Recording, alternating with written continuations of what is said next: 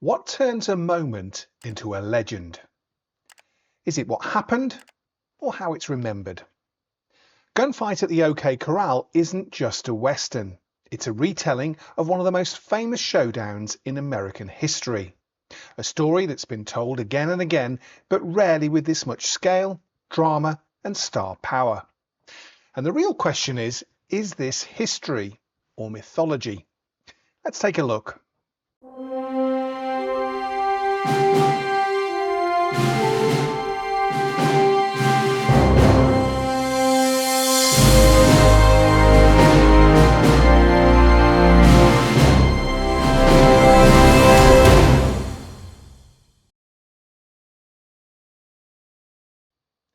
The film follows the partnership between Wyatt Earp and Doc Holliday, two very different men. Earp is the law, steady, controlled and committed to order. Holliday is something else entirely, intelligent, unpredictable and living on borrowed time. Their paths cross and despite their differences they form an alliance, one built not on trust but necessity. As tensions rise in the town of Tombstone, conflict becomes inevitable and everything builds towards one moment, the gunfight at the OK Corral. And this is where the film does something interesting, because it's not really about the gunfight, it's about the men who walk into it. Burt Lancaster brings strength and control to Wyatt Earp. There's a physical presence to his performance, but also restraint. He doesn't overplay the role, he lets it settle. Kirk Douglas as Doc Holliday is something entirely different, more volatile, more expressive. And that contrast between the two is what drives the film, because while Earp represents order, Holliday represents chaos. And together they create tension in almost every scene. Now, behind the scenes, Kirk Douglas was heavily involved in shaping his portrayal of Doc Holliday, pushing for a more dramatic, unpredictable interpretation.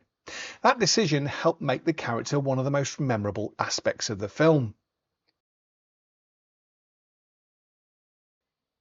Director John Sturges approaches the story with a sense of scale.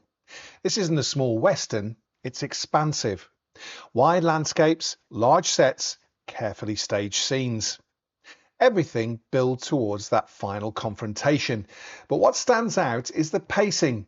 The film takes its time. It allows the relationships to develop so that when the climax arrives, it feels earned. John Sturges would go on to direct other large ensemble films like The Magnificent Seven, and you can see the early signs of that style here.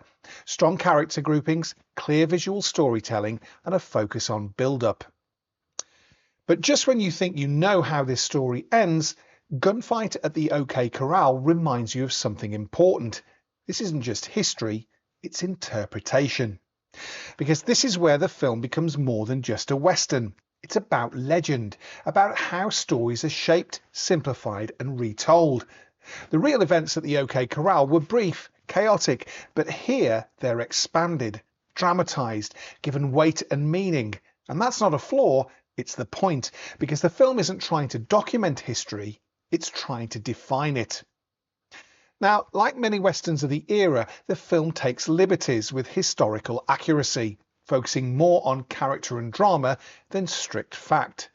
That approach helped cement the mythic status of Wyatt Earp and Doc Holliday in popular culture. Gunfight at the OK Corral remains one of the most recognisable Westerns of its time. Not because it was the first to tell this story, but because it told it on a larger scale, with bigger performances, stronger character focus and a clear understanding of what audiences wanted from a Western. And by the time the guns finally fire, you realise something important. It's not just about who wins, it's about who becomes legend. This is a film that understands its place. It doesn't try to be subtle, it leans into the scale, the drama and the mythology. And because of that, it works. Not as a historical document, but as a story that helped define the American Western. If you've never seen Gunfight at the OK Corral, it's essential viewing, especially if you enjoy westerns that focus as much on character as they do on action. And if you have, watch it again and consider how much of what you're seeing is history and how much is legend. So, if you enjoy classic cinema like this, don't forget to like, subscribe and join me here next time on Golden Age Flicks.